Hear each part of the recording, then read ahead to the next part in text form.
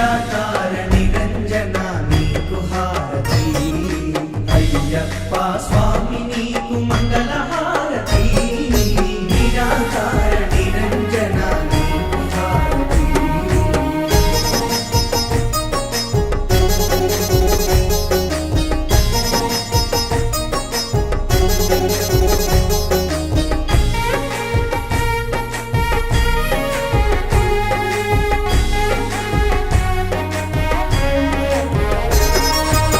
పంచభూతములు ఐదు